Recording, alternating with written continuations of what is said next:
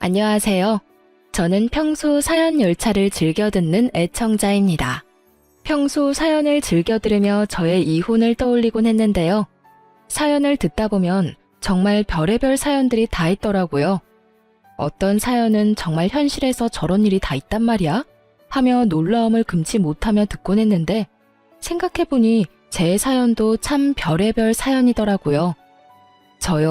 저의 이혼 사실을 아는 사람들이 간혹 이혼 사유를 물어오면 성격 차이라고 했었어요. 차마 입 밖으로 꺼내기도 싫을 뿐더러 믿지도 못할 것 같아서요. 그렇게 꼭꼭 숨겨뒀던 이혼 이야기를 오늘 풀어보려고 합니다. 저와 남편은 3년 동안 연애를 하고 자연스럽게 결혼까지 이어진 부부였어요. 남편에겐 형이 있었는데 시숙 역시 결혼을 한 상태였죠.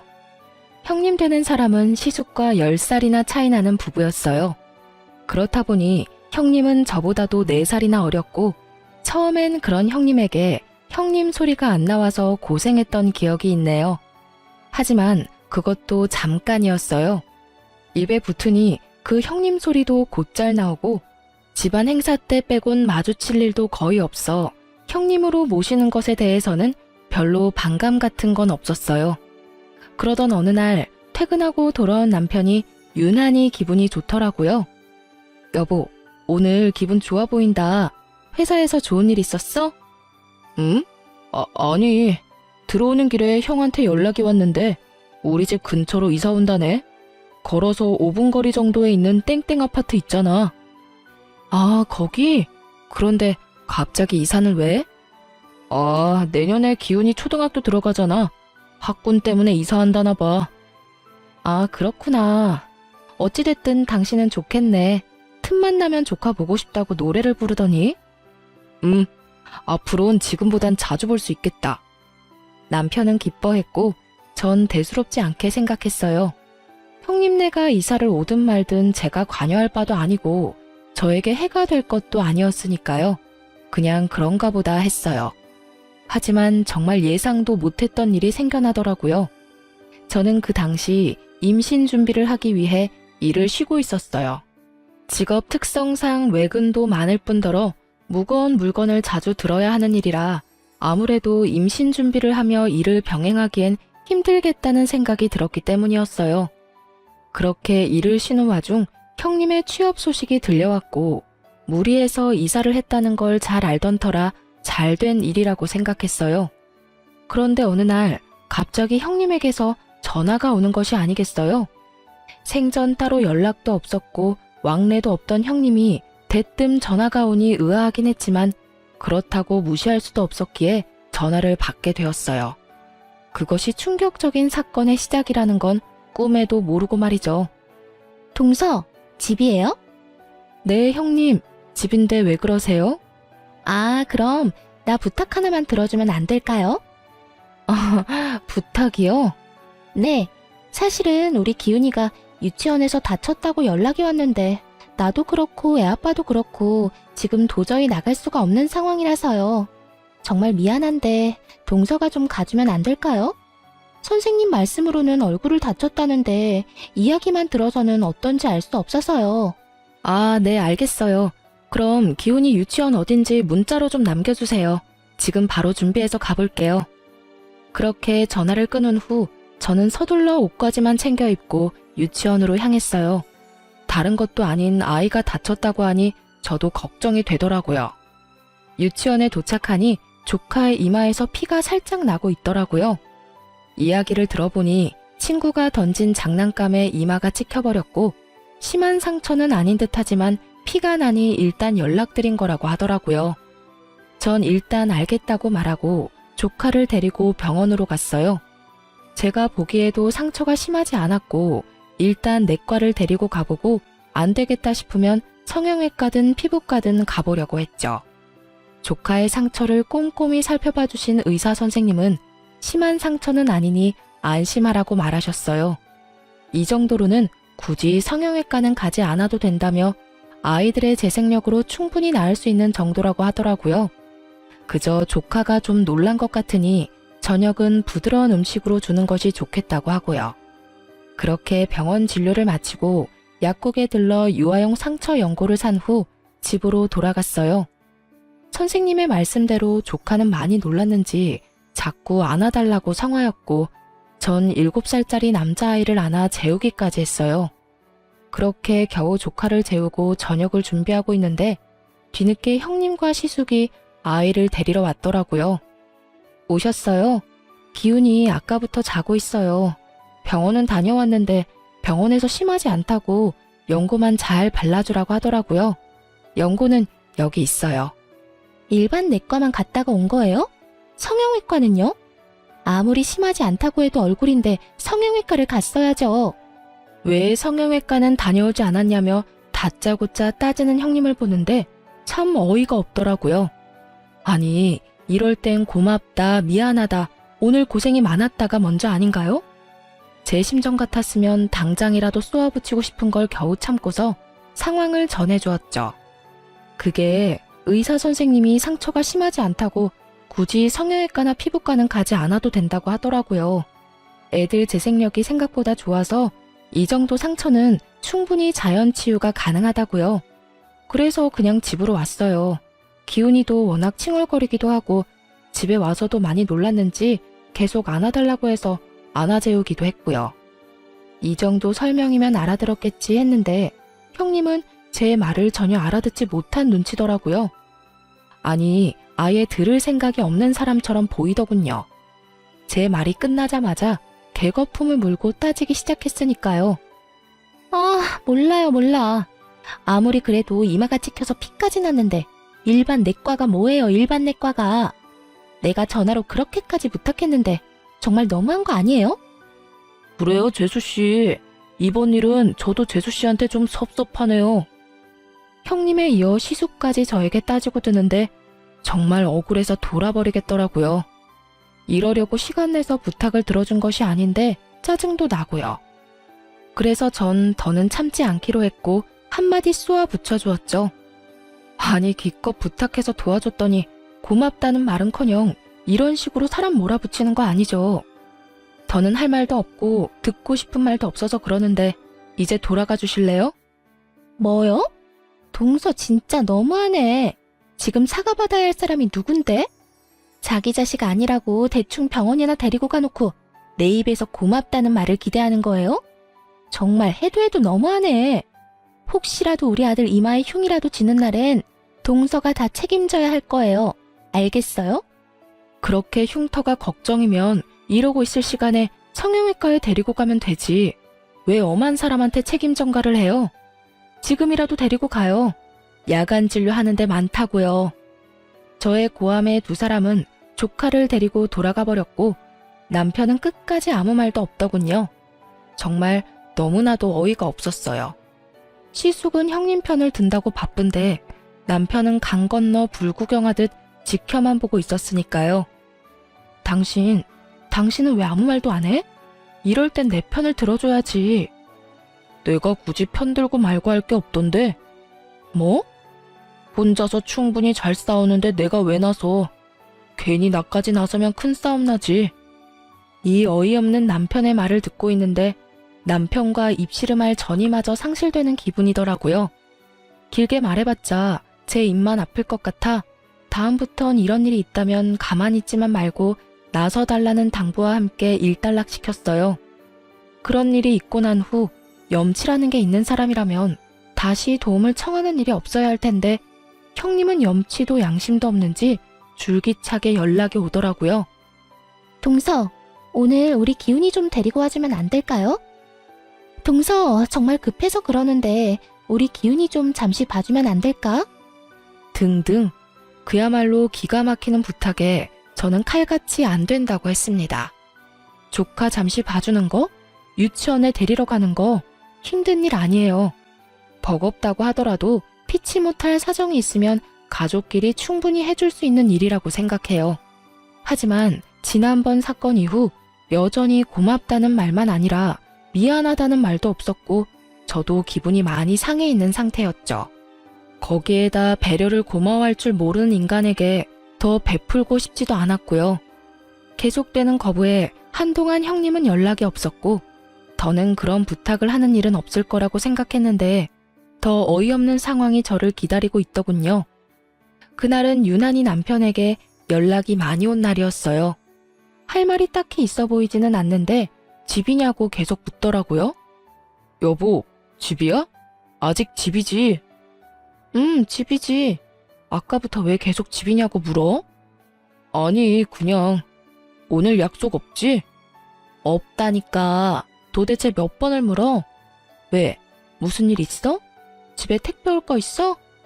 아니, 그런 건 아닌데 오늘은 집에 꼭 있어줘. 이런 식으로요. 저는 나갈 곳도 없긴 했지만 혹시나 하는 마음에 집 밖으로 나가지 않고 있었고 그렇게 집에서 쉬고 있는데 모르는 번호로 전화가 오더라고요. 모르는 번호는 받지 않던 터라 그 전화 역시 받지 않았고 전화가 끊기는가 싶더니 그 번호로 문자가 오더군요. 의아한 마음에 문자를 확인했고 그 전화번호의 주인공은 다름 아닌 조카 유치원의 선생님이었어요. 집 앞에 하원 차량이 도착했으니 빨리 나와달라는 연락이더군요. 다른 아이들도 함께 기다리고 있으니 서둘러 달라는 말과 함께요. 이게 도대체 무슨 상황인가 싶더군요. 문자를 잘못 보냈다고 생각하기엔 조카의 이름이 맞았고 도착했다며 함께 보내온 사진이 저희 집 앞이 확실했기에 불이 나게 집 앞으로 나갔어요. 그곳엔 유치원 버스 앞에 서 있는 조카가 있었고 일단 조카를 맞이하긴 했지만 그 모든 상황이 참 당황스럽더라고요. 상황 파악이 되지 않은 저는 이게 어떻게 된 일인지 선생님께 물었어요. 저기 선생님, 기훈이가 왜 여기서 내리는 걸까요? 전달 못 받으셨어요? 기훈이 어머님께서 앞으로 기훈이 여기서 내리면 된다고 하셨는데요. 기훈이 삼촌 집이라고 하던데 아닌가요? 맞긴 한데 전달받은 게 없어서요. 일단 알겠습니다. 그 순간 딱 한 가지는 알겠더군요. 다른 건 몰라도 남편 역시 이 일에 개입이 되었다는 사실을요. 남편의 도움 없이는 이루어질 수 없는 작전일 뿐만 아니라 온종일 남편이 전화를 해댔으니 틀림없이 남편이 스파이 짓을 했음이 분명했어요. 저는 끓어오르는 화를 누르며 일단 조카를 데리고 집으로 들어갔어요. 말이야 바른말이라고 아이에게 죄는 없으니까요. 그렇게 전 조카의 간식과 저녁까지 챙겨 먹이며 형님과 시숙을 기다렸어요. 하지만 9시가 넘는 시간까지 두 사람은 연락 한 통 없이 오지 않더라고요. 물론 제 전화를 받지도 않고요. 저의 분노는 극에 달해갔고 10시가 다 되어갈 때 술에 취한 남편이 들어오는군요. 비틀거리는 꼴을 보고 있는데 정말 화가 머리끝까지 치솟아 노발대발하며 남편에게 물었어요. 도대체 이게 무슨 일이야? 왜 이제 와? 내가 얼마나 황당했는지 알아? 뭐가? 왜? 무슨 일 있어? 몰라서 물어? 기훈이가 왜 우리 집 앞에서 유치원 차를 내려? 그것도 나하고는 한마디 상의도 없이. 내가 오늘 얼마나 어이없었는 줄 알아? 그게 형수가 전화와서 우리 집 앞에서 하원하면 안 되냐고 부탁하길래 알겠다고 했어. 당신도 집에서 쉬니까 그 정도는 괜찮을 것 같아서. 태연한 얼굴과 말투로 저렇게 말하는데 정말 그 순간에 얼굴을 확 다 긁어버리고 싶더라고요. 그것이 끝이 아니었어요. 더 황당한 말이 남편의 입에서 나오고 있더군요. 그리고 형이랑 형수 3박 4일로 여행 갔다 온다고 하더라. 애 낳고 처음으로 가는 여행이라고 해서 기훈이 우리가 봐줄 테니까 잘 다녀오라고 했어. 그러니까 그런 줄 알고 있으면 돼. 그건 부탁도 설득도 아닌 통보였어요. 그 엄청난 일을 통보로 끝내버린 남편은 쓰러지듯 잠이 들어버렸고 술에 잔뜩 취해 대화가 되지 않는 남편에게 화를 내봤자 소용이 없는 짓이었고 그렇게 저는 팔자에도 없던 독박 육아가 시작되었습니다. 육아라곤 해보지 못한 저에게 7살짜리 남자아이를 돌보는 것은 고난의 연속이었고 날마다 엄마를 찾으며 힘들어하는 조카에게도 힘든 시간이었어요. 남편은 날마다 술에 취해서 들어왔고 전 그야말로 분노의 날들을 보내고 있었어요. 상황이 그렇게 되자 몸은 일할 때보다 힘들었고 스트레스 또한 그 어느 때보다 심하게 받고 있었죠. 그렇게 아이도 어른도 힘든 4일이 지나고 기다리고 기다리던 형님과 시숙이 집으로 왔더라고요. 그래도 이번에는 고맙다는 말 정도는 하겠지 했는데 기대했던 제가 바보였습니다. 조카를 낚아채듯 데리고 가던 형님은 이렇게 말하더군요. 아, 진짜 기운이 살 빠진 것 같아. 얼마나 눈치 주고 못 먹였으면 4일밖에 안 지났는데 애가 살이 다 빠졌대?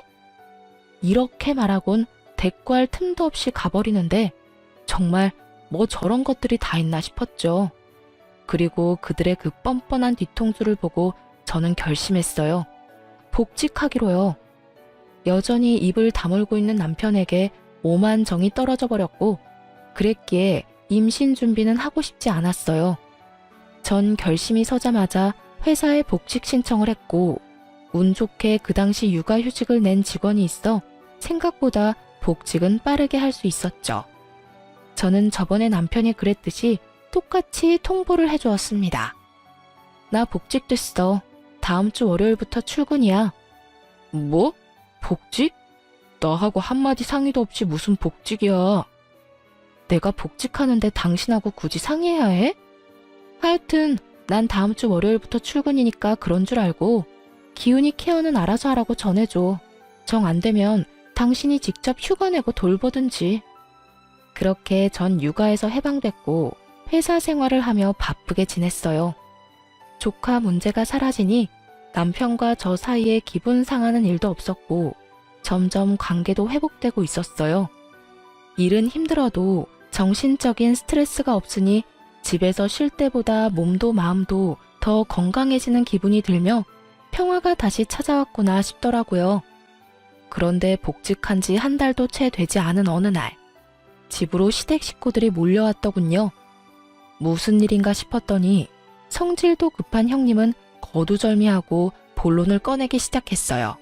동서, 피차 바쁜 사람끼리 말 돌리지 않고 본론만 말할게요. 회사 일 힘들 텐데 괜한 고생하지 말고 다시 그만두고 우리 기훈이 좀 다시 봐줘요. 뭐라고요? 우리 기훈이 좀 다시 봐달라고요. 하원하고 몇 시간 봐주면 돼요. 아, 그냥 봐달라는 건 아니고 한 달에 30만 원 줄게요. 완전 거저 아니에요? 고작 몇 시간 보고 30만 원이면. 아, 그러니까 기훈이 하원시키고 형님네 퇴근할 때까지 데리고 있으면 30만 원을 주겠다. 이 말이죠? 저는 너무 황당해 제가 들은 말이 잘못된 것이 아닌지 다시 물었고 형님은 제 눈치를 한번 살피더니 더 황당한 말을 하더라고요. 아, 30만 원이 작아서 그래요? 그래요. 그럼 50만 원. 그 이상은 안 돼요. 우리 기훈이 이제 다 커서 딱히 신경 쓸 일도 없고 그저 하원만 해주고 간식 챙겨주는 게 다예요. 혹시나 우리가 늦어지면 저녁도 좀 챙겨주고요. 어때요? 간단하지 않아요? 진짜 별 미친 소리를 다 듣는구나 싶더라고요. 돈도 던이었지만 부탁하는 말투가 아니라 명령조라 제 기분은 곱절로 더 상해버렸고 이런 문제는 직구가 답이라는 생각에 확실하게 제 뜻을 전했어요. 50만 원이요? 50만 원 받고 애볼 바엔 그냥 회사 다니죠. 제가 지금 월급이 200 정도는 넘는데 이만큼 줄 수 있어요? 월급만큼 준다고 하면 생각은 해볼게요. 아, 상여금, 퇴직금도 물론 챙겨줘야 하는 건 알고 있죠?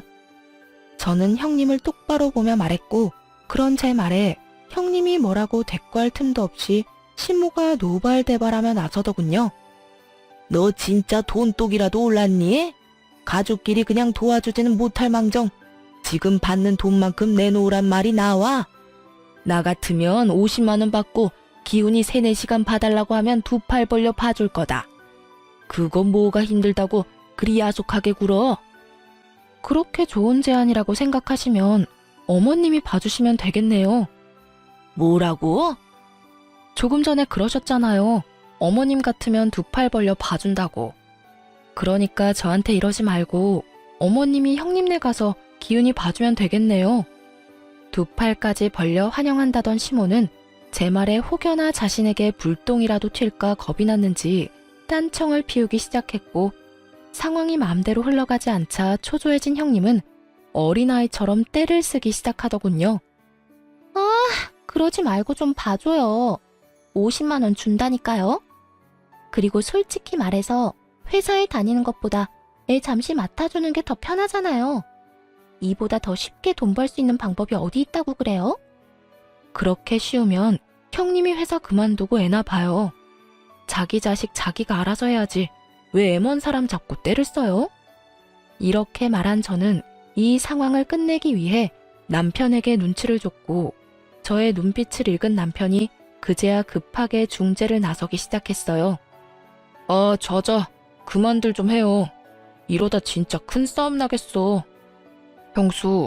형수도 상황이 곤란한 건 알겠는데 아무래도 이번 부탁은 들어주기 힘들 것 같아요. 이 사람 복직한 지도 얼마 안 됐고 무엇보다 이 사람이 이렇게나 싫어하잖아요. 그러니까 다른 방법을 찾아보기로 하고 오늘은 이만 다들 돌아가 주세요.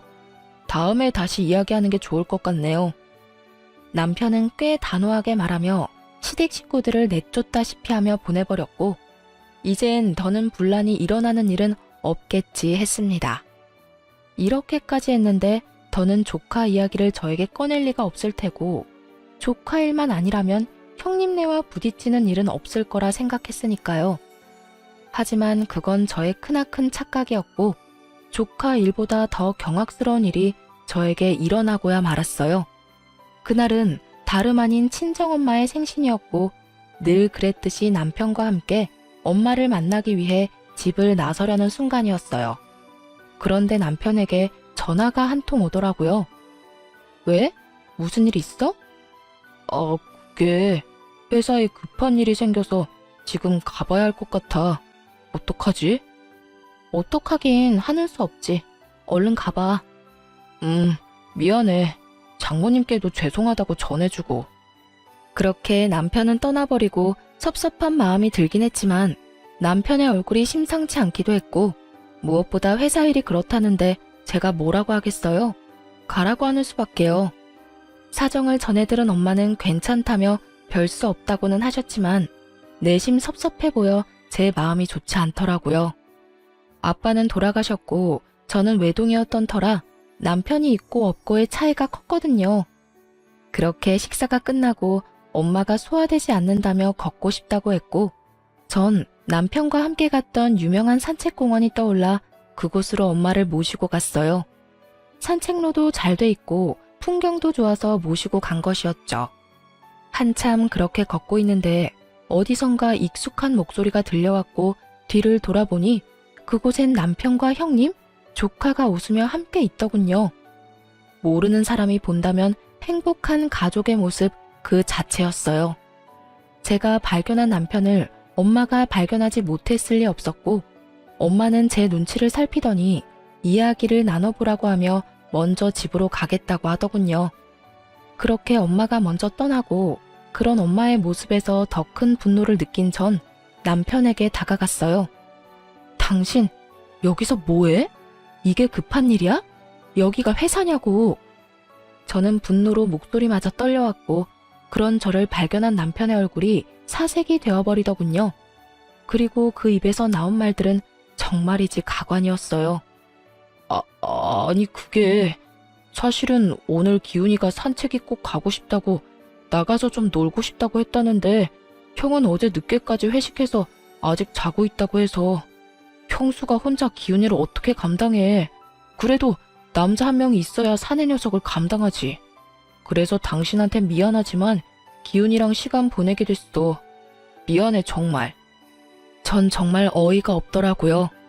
애아빠가 없는 것도 아니고 술에 취해 자든 피곤해서 자든 애아빠는 집에 버젓이 있는데 왜 남편이 나서서 이러는 건지도 이해가 되지 않았고 엄마 생신이란 걸 뻔히 알면서도 남편에게 이런 부탁이나 하는 형님 역시 이해가 되지 않더군요. 그게 말이나 되는 소리야? 다른 날도 아니고 우리 엄마 생신인데 당신이 어떻게 이럴 수 있어? 그것도 나한테 거짓말까지 하면서 말이야. 미안해. 그런데 나도 어쩔 수 없었어. 그러니까 당신이 이해 좀 해줘. 미안해. 제가 어떤 말을 하든 남편은 그저 어쩔 수 없었다며 이해해달라는 말만 기계적으로 반복하더라고요. 더는 대화가 불가능한 상황이었어요. 주변 시선들도 있고 남편은 계속 같은 말만 반복하는데 제가 거기에서 무슨 말을 더 하겠어요? 일단 집에 가서 이야기해. 바로 따라와. 알겠어? 나 평수랑 기훈이 좀 데려다주고 바로 집으로 갈게. 마지막까지 정말 기가 막히더군요. 그 순간 정말 이혼하자는 말이 입가에 맴돌았지만 일단 알겠다고 하고 차로 먼저 돌아왔어요. 흥분된 마음을 진정시키며 출발하려는데 아무래도 이상한 기분이 들더군요. 여자의 촉이 이대로 가면 안 된다고 알리고 있었고 전 공용 주차장에서 멀지 않은 곳에서 차를 세워놓고 조용히 기다렸어요. 이윽고 주차장으로 걸어오는 세 사람을 발견한 순간 전 정말 제 눈을 의심했습니다. 남편의 한 손은 잠이 든 조카를 안고 있었고 한 손은 형님의 손을 잡고 있더군요. 그 장면을 보는데 정말 피눈물이 난다는 심정이 무엇인지 알겠더라고요. 저는 피눈물이 날 것만 같은데 두 사람은 뭐가 좋은지 시시덕거리며 걸어오는 모습에 저는 깊은 분노를 느꼈어요. 떨리는 두 손을 겨우 진정시키며 급히 두 사람의 모습을 휴대전화 카메라에 담았어요. 당장이라도 두 연놈의 머리채를 다 잡아뜯고 싶은 걸 얼마나 참았는지 모릅니다. 이가 다 갈리더라고요. 그냥 다른 여자와 외도를 저지른다고 해도 눈이 돌 것만 같은데 어떻게 다른 사람도 아닌 형수와 저런 짓을 할 수가 있는 것인지 제 상식선에선 도저히 이해되지 않더군요. 아니, 이해할 생각도 없었어요. 더는 지켜보고 있긴 힘든 광경을 뒤로한 채 집으로 돌아왔고 바로 근처 흥신소를 알아보고 사람을 붙였죠. 상간녀와 조카를 집에만 데려다주고 오겠다던 남편은 저녁이 다 되어서야 돌아왔고 왜 그제야 돌아왔는지 묻지 않아도 뻔했기에 아무 말도 하지 않고 있었어요. 자칫 입을 열었다간 제 입에서 무슨 말이 나올지 알 수 없는 일이었고 전 사실 파악을 제대로 한 뒤 이혼을 이야기해도 하고 싶었거든요. 그렇게 제가 아무 말도 하지 않고 있자 남편 스스로 제 눈치를 살피며 변명을 해대기 시작하더군요. 여보, 미안해. 평수랑 기훈이 데려다주고 바로 오려고 했는데 기훈이가 배가 너무 고프다고 해서 밥만 좀 사주고 오느라 늦었어. 미안해. 화 많이 났어? 괜찮아. 오는 길에 화도 좀 가라앉았고 피곤할 텐데 얼른 씻고 쉬어. 정말이었어요. 볼 꼴 못 볼 꼴 다 보고 이혼까지 할 마당에 남편이 늦든 외박하든 그게 뭐가 대수겠어요? 그날 이후 전 남편과 말을 섞지 않았고 오직 흥신소의 연락을 기다리며 이혼을 준비했습니다. 처음엔 두 사람의 사진을 시숙에게 보여주며 모든 사실을 미리 알릴까 싶기도 했지만 혹시 모르는 상황에 시숙에게도 일단 알리지 않았어요. 저는 일단 남편 몰래 집을 부동산에 내놓고 짐도 조금씩 친정에 가져다 두었죠.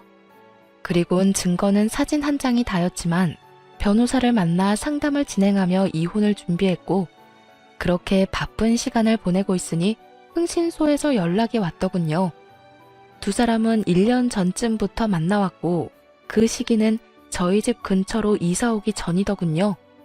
평소 대부분 칼퇴근을 하던 남편이었던지라 도대체 언제 만나나 싶었더니 주로 점심시간에 만나 시간을 보내고 있었더군요.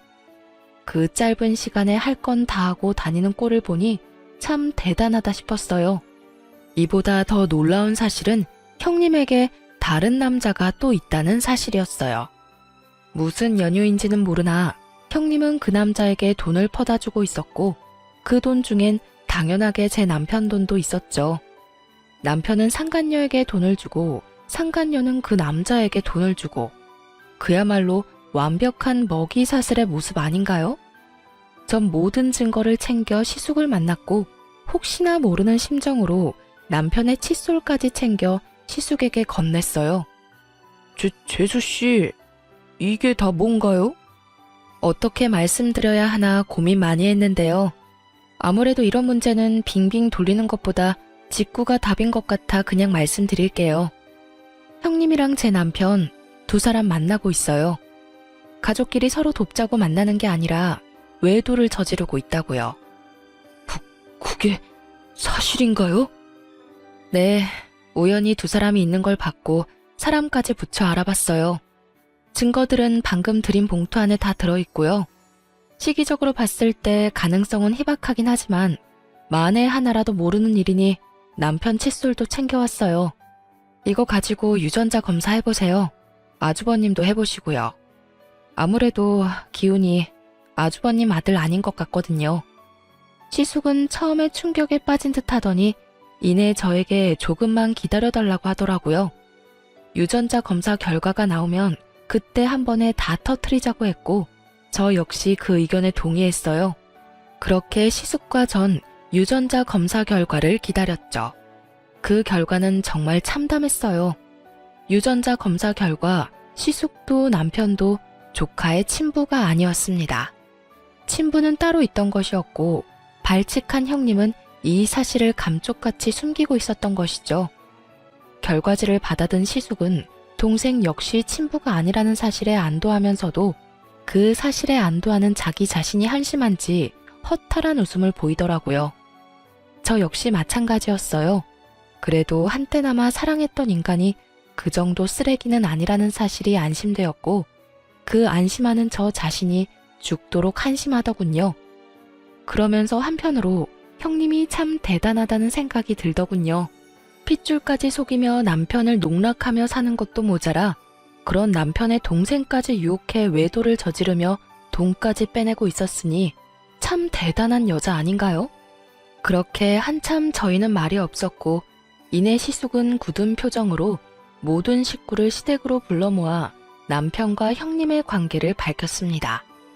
아버지, 어머니, 이 녀석이랑 제 집사람 알고 보니 몰래 만나고 있더라고요. 네, 지금 설마 하며 생각하시는 그런 관계 맞아요. 두 사람 외도를 저지르고 있었어요. 뭐? 이게 다 무슨 소리야? 너 지금 꿈꾸니? 악몽 꿨어? 꿈이 아니라 현실이에요, 어머니. 갑자기 애 핑계 대면서 이사를 하자고 그렇게 조르더니 다 이유가 있었더라고요. 알아보니 두 사람 그쯤부터 만나기 시작했고 갈 때까지 간 관계였어요. 그게 사실이야? 그 말이 모두 사실인 거야? 시무는 남편과 상간녀를 향해 물었고 두 사람은 고개를 숙인 채 아무 말도 못하더군요. 그런 상황을 지켜보던 전 증거를 시모에게 주며 말했어요.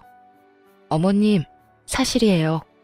제가 우연히 두 사람이 외도를 저지르는 광경을 목격했어요. 증거는 여기 있고 아주버님 말처럼 하루 이틀 만난 충동적이고 가벼운 사이는 아니더라고요. 지금 그 말들을 우리더러 믿으란 말이야? 이 무슨 말도 안 되는... 증거까지 들이밀며 사실을 밝히자 남편과 상간녀의 얼굴이 새파랗게 질려갔고 무슨 말도 안 되는 소리냐고 하던 시모는 증거를 살펴보더니 누가 말릴 새도 없이 상간녀의 머리채를 잡고 휘둘러 버리더군요. 이 인연이 감히 네가 우리 가족을 농락해? 내 아들들을 네가 뭔데 가지고 놀아? 이 버러지 같은 년이 감히... 어머님, 제 말 좀 들어봐 주세요. 아니에요. 아니라고요. 아니긴 뭐가 아니야.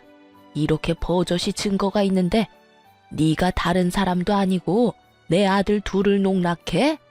이 더러운 년 언제까지 속이려고 했어? 언제까지 속일 수 있을 거라 생각했어? 다 오해예요. 다 오해라고요.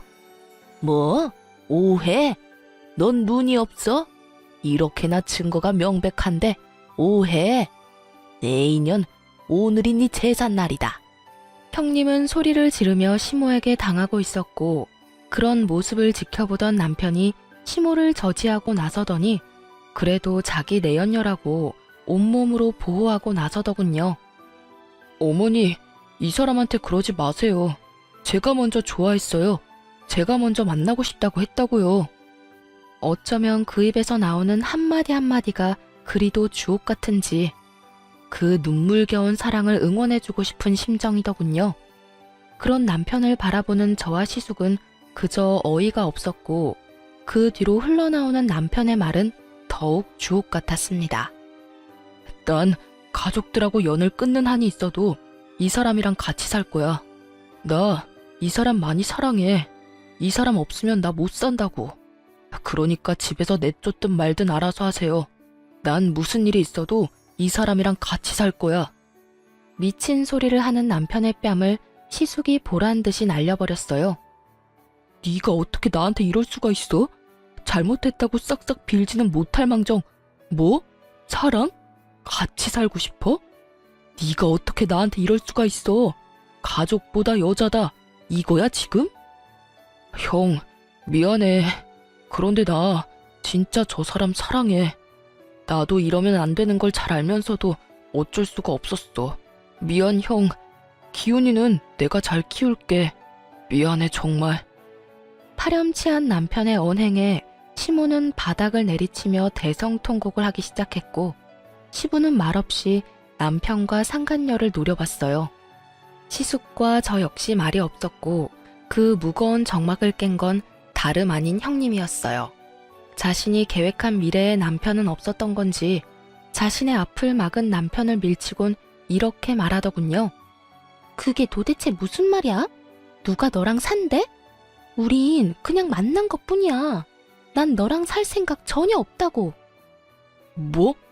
자기야, 지금 그게 무슨 말이야. 나 사랑한다고 했잖아. 언젠가는 나랑 살 거라며. 그 말들 다 거짓말이었어? 내가 언제 그런 말을 했어? 난 그런 말 한 적 없어.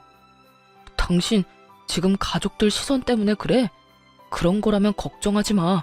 내가 다 알아서 할 테니까. 그러니까 이제 우리 행복하게 잘 살자. 응? 난 너랑 살 생각 없다니까. 이거 왜 이래? 이거 나. 남편은 끝까지 형님의 손을 붙잡고 매달렸지만 그런 남편의 손을 뿌리친 형님이 시숙의 앞에 무릎을 꿇고 앉아 빌기 시작하더라고요. 사랑과 전쟁 같은 막장 드라마가 다른 곳도 아닌 제 눈앞에서 펼쳐지고 있더군요. 여보, 정말 아니야. 당신이 생각하는 그런 관계 아니라고. 물론 몇 번 따로 만난 적은 있었어. 그런데 그런 관계는 정말 아니야. 나 좀 믿어줘. 나 당신 사랑하는 거 당신이 더 잘 알잖아. 손이 발이 되게 비는 상간녀의 머릿속이 훤히 보이더라고요. 남편과 제가 사는 집은 제 명의의 집이었고 그간 남편놈은 버는 족족 생활비를 제외한 모든 돈을 저 상간녀에게 다 가져다 주었으니 그 통장 사정이야 뻔한 일이었어요. 이 모든 사정을 누구보다 훤히 꿰뚫고 있는 상간녀는 자신에게 매달리는 남편은 뿌리치고 시숙에게 매달리기 시작한 것이었어요.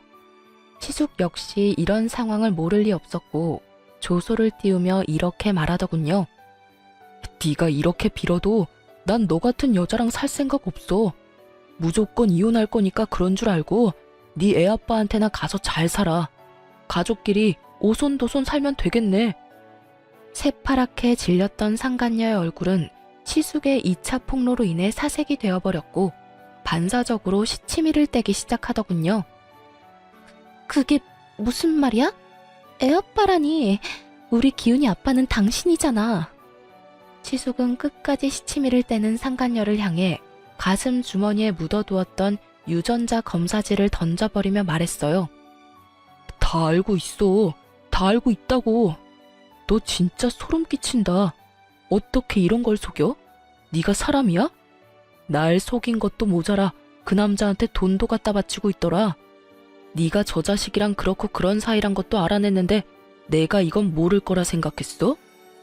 여보, 내가 그 남자한테 돈을 준 건 맞는데 그건 다 그 남자가 계속 협박을 해서 그런 거야.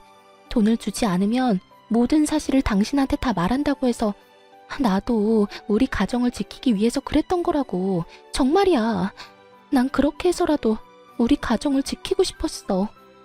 가정을 지키고 싶다는 사람이 남편 동생과 외도를 저지르다니. 이렇듯 말도 안 되는 변명들이 난무하고 있었고 이 모든 상황을 정리할 사진을 시숙이 던져버렸어요. 협박? 어쩔 수가 없었어? 넌 이게 어쩔 수 없는 사람의 표정이야? 마지막 사진은 다름 아닌 형님과 그 내연남과의 사진으로 두 사람이 다정하게 팔짱을 끼고 있는 사진이었어요. 상간녀는 더는 할 말이 없는지 그저 용서해달라는 똑같은 말만 되풀이했고 시숙은 그런 상간녀를 끌어다 쫓아내려고 했죠. 그러니 미쳐버린 상간녀가 이번에는 저에게 미친 소리를 하기 시작하더군요. 이게 다 니년 때문이야. 니년 때문이라고. 다 알았으면 조용히 입 다물고 있을 것이지 왜 입을 놀리고 다녀? 왜 다 알려서 이 사단을 만드냐고. 책임져. 책임지라고. 눈이 반쯤 돌아버린 상간녀는 저의 멱살을 잡고 흔들며 고함을 질렀고 전 그 손을 빠르게 뿌리치고 뺨을 날려버렸습니다. 너 진짜 미쳤구나. 상황 판단이 안 돼? 네가 저지른 짓이 얼마나 파렴치한 짓인지 잘 모르겠어. 어디서 누구 멱살을 잡고 미친 소리를 짓거려. 네가 뭔데? 네가 뭔데 날 때려? 네가 뭔데? 상간녀는 눈물을 머금고 또 소리를 질렀고 전 다시 뺨을 후려쳤어요. 정신 차려. 네가 이렇게 미친년처럼 소리를 지른다고 해도 달라질 건 없어. 그리고 상대를 봐가면서 소리를 질러야지. 어디서 감히 상간녀 주제에 당당하게 고개까지 쳐들고 고함을 질러? 입 못 다물어? 제 말에 상간녀는 저를 죽일 듯이 노려봤고 남편은 자리에 주저앉은 채 멍하니 모든 상황을 지켜만 보고 있더라고요. 전 그런 남편에게 다가가 최후의 통첩을 날렸어요. 우리도 이혼하자. 난 이제 너 같은 인간이랑 살 생각 전혀 없어. 저는 이혼을 통보했고 그제야 정신을 차린 남편이 저를 보며 빌기 시작하더군요. 여보, 이혼이라니. 당신도 다 들었잖아. 다 내가 저 여자한테 속은 거야. 이런 말 같지도 않은 말을 변명이라고 하고 있는 머저리 놈을 보고 있자니 정말 어이가 없어 헛웃음이 다 나더라고요. 넌 지금 그걸 변명이라고 하니? 변명이 아니라 사실이야. 이제 모든 사실도 알았고 정신 차릴게. 앞으로 정신 차리고 가정에만 충실할 거야. 내가 진짜 어이가 없어서 웃음이 다 나네. 야, 네가 앞으로 정신 차리고 가정에 충실히 한다고 하면 내가 널 받아줘야 해? 아, 이제 내 남편이 정신 차린다고 하니까 한 번 더 믿어주자. 이럴 줄 알았냐고.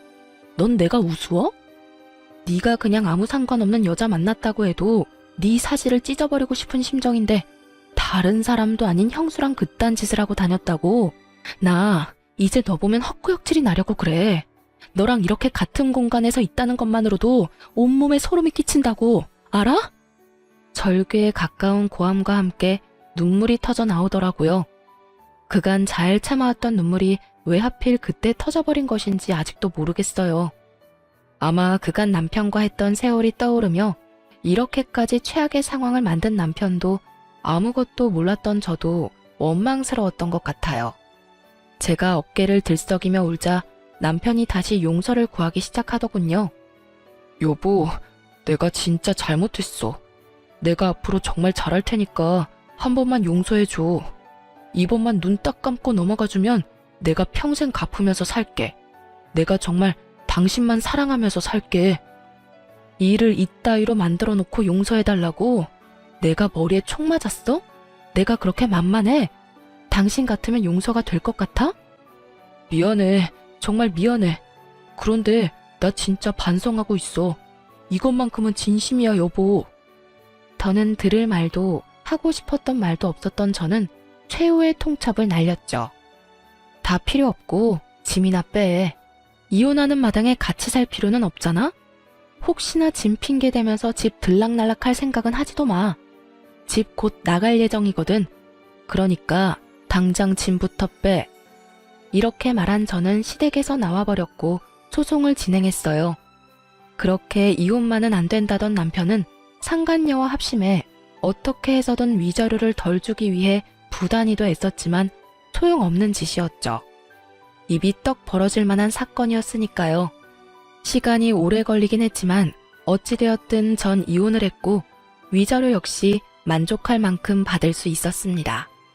이혼하고 난 후 이런저런 일로 바쁘게 사는 와중에 두 사람의 소식이 들려오더군요. 상간녀에게 속았다던 전 남편은 시댁에서 쫓겨나자마자 시숙에게 이혼당한 상간녀와 살림을 차렸다고 하더군요. 이혼 소송 당시 둘이 붙어있던 꼴을 봤던 터라 놀랍지도 않더군요. 똑같은 것들끼리 잘 먹고 잘 살아라 싶었는데 그것도 잠시더라고요. 뒤이어서 들리는 소식엔 상간녀가 도망을 갔다고 하더군요.